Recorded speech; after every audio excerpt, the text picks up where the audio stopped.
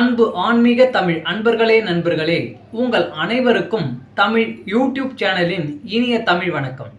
தாய்மொழியால் இணைவோம், தாய்மொழியை வளர்ப்போம். வாழ்க தமிழ், வளர்க தமிழ். நமது சேனல் ஆன்மீக பதிவில் 12ஆம் நூற்றாண்டில் சேக்கிழார் அருளிய 12ஆம் திருமுறை சைவ காப்பியமுமான பெரிய புராணம் என்ற திருத்தொண்டர் புராணம் என்னும் நூலில் உள்ள அனைத்து பாடல்களையும் பரம்பொருளான சிவபெருமானின் அருளாசியுடன் ஒவ்வொரு பாடலையும் தெளிவான மற்றும் இயல்பான விளக்கத்துடன் அளித்து வருகிறோம்.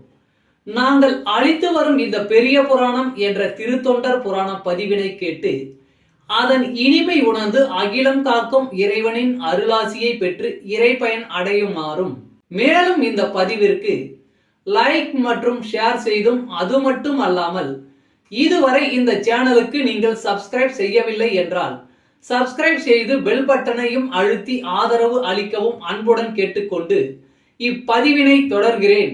வாருங்கள், ஆன்மீக பதிவில் சேக்கிழாரின் 12ஆம் திருமுறையான பெரிய புராணம் என்ற திருத்தொண்டர் புராண பாடல்களை தெளிவான விளக்கமுடன் அறிவோம், அறிந்து தெளிவோம், தெளிந்து இறைப்பயன் அடைவோம். பெரிய புராணம் அல்லது திருத்தொண்டர் புராணம் என்பது சேக்கிழார் அவர்களால் பெருங்காப்பிய இலக்கணங்கள் பலவும் கொண்டதாக இயற்றப்பட்ட சைவ காப்பியம் ஆகும். சுந்தரமூர்த்தி சுவாமிகளின் திருத்தொண்ட தொகை என்னும் நூலை முதல் நூலாக கொண்டும், சுந்தரமூர்த்தி சுவாமிகளை காப்பிய தலைவராக கொண்டும், அவர் போற்றிய சைவ அடியார்களின் வாழ்க்கை வரலாற்றினையும் இந்நூலில் சேக்கிழார் விவரிக்கிறார். திருத்தொண்ட தொகை நம்பியாண்டார் நம்பி எழுதிய திருத்தொண்டர் திருவந்தாதி ஆகியவற்றை மூல நூல்களாக கொண்டும், 2ஆம் குலோத்துங்க சோழனிடம் அமைச்சராக இருந்த சேக்கிழார் பல ஊர்களுக்கு சென்றும் திரட்டிய தகவல்களை கொண்டும் பெரிய புராணம் எழுதப்பெற்றுள்ளது. 2ஆம் குலோத்துங்க சோழனின் ஆணையின்படி தில்லைக்கு சென்றவர் அங்கு இருக்கும் இறைவனான நடராசர் உலகெல்லாம் என்று அடியெடுத்து கொடுக்க சேக்கிழார் உலகெல்லாம் உணர்ந்து ஓதற்கு அரியவன் என பெரிய புராணத்தை தொடங்கியதாக நம்பப்படுகிறது. இடைக்கால இலக்கியத்தில் மக்களின் வாழ்க்கை பற்றி வரலாற்று போக்கில் அறிவதற்கு இந்நூல் உதவுகிறது. பெரிய புராணம் முதல் காண்டம், 2ஆம் காண்டம் என 2 காண்டமாகவும், முதல் காண்டத்தில் 5 சருக்கங்களையும் 2ஆம் காண்டத்தில் 8 சருக்கங்களையும் உடையதாக அமைக்கப்பெற்றுள்ளது. சுந்தரமூர்த்தி சுவாமிகளின் திருத்தொண்ட தொகையில் இடம்பெற்றுள்ள பாடல்களின் முதல் வரியே சருக்கங்களின் பெயர்களாக உள்ளது. காப்பிய கதையானது கைலாயத்தில் தொடங்க பெற்று சைவ அடியார்களின் வாழ்க்கையை விவரித்து இறுதியாக கைலாயத்தில் முடிகிறது.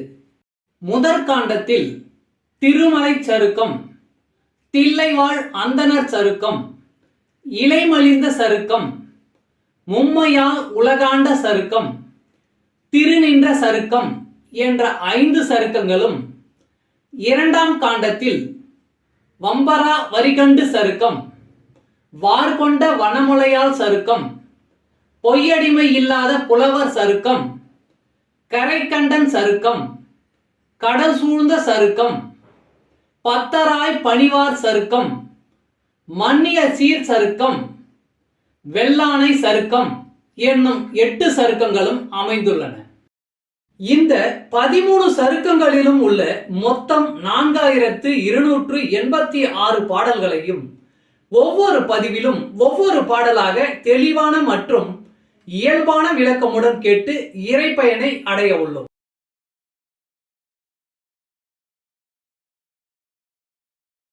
பெரிய புராணம் 18 திருமலை சிறப்பு. திருமலை சிறப்பு கைலாயம்.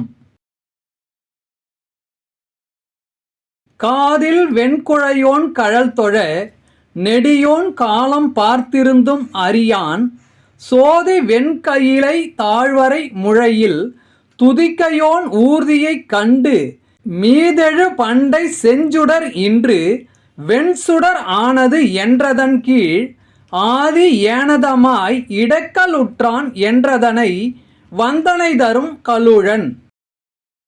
காதில் வெண்குழையோன் கழல் தொழ நெடியோன் காலம் பார்த்திருந்தும் அறியான் சோதி வெண்கையிலை தாழ்வரை முழையில் துதிக்கையோன் ஊர்தியைக் கண்டு மீதெழு பண்டை செஞ்சுடர் இன்று வெண்சுடர் ஆனது என்றதன் கீழ் ஆதி ஏனதமாய் இடக்கலுற்றான் என்றதனை வந்தனை தரும் கலுழன்.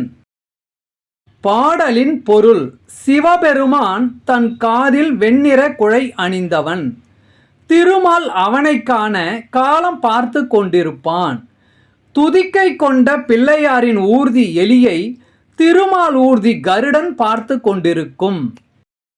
தமிழ் அன்பர்களே, நண்பர்களே, இன்றைய ஆன்மீக பதிவில் சேக்கிழார் அருளிய சைவ காப்பியமான பெரிய புராணம் என்ற திருத்தொண்டர் புராணம் என்னும் நூலில் உள்ள பாடலை தெளிவான விளக்கமுடன் உங்களுக்காக அளித்ததில் நான் மிகவும் பெருமை கொள்கிறேன்.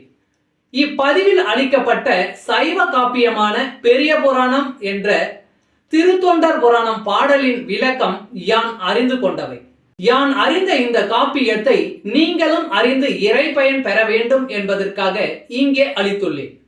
யான் அளித்த இப்பதிவானது ஏதேனும் ஒரு வகையில் உங்களுக்கு உதவும் என்று நான் மிகவும் நம்புகிறேன். மேலும் இப்பதிவினை கேட்டு இன்புற்று அதன்படி நீங்கள் இறைப்பயன் பெற்றால் அதில் எனக்கு மிக்க மகிழ்ச்சியே. வாழ்க வளமுடன். சர்வம் சிவமயம். இறையருள் பெறுவோம், இன்பமாய் வாழ்வோம். அன்பு ஆன்மீக தமிழ் அன்பர்களே, நண்பர்களே, இவ்வீடியோ பதிவினை கேட்டு இன்புற்று ஆதரவு அளித்த அனைத்து தமிழ் உள்ளங்களுக்கும் எங்கள் மனமார்ந்த நன்றி. மேலும் இப்பதிவு உங்களுக்கு பிடித்திருந்தால் லைக் மற்றும் ஷேர் செய்து, இதுவரை இந்த சேனலுக்கு நீங்கள் சப்ஸ்கிரைப் செய்யவில்லை என்றால் சப்ஸ்கிரைப் செய்து ஆதரவு அளிக்க வேண்டி அன்புடன் கேட்டுக்கொள்கிறேன். நன்றி. அடுத்த பதிவில் உங்களை விரைவில் சந்திக்கும் வரை உங்களிடமிருந்து விடைபெறுவது தமிழ் யூடியூப் சேனல்.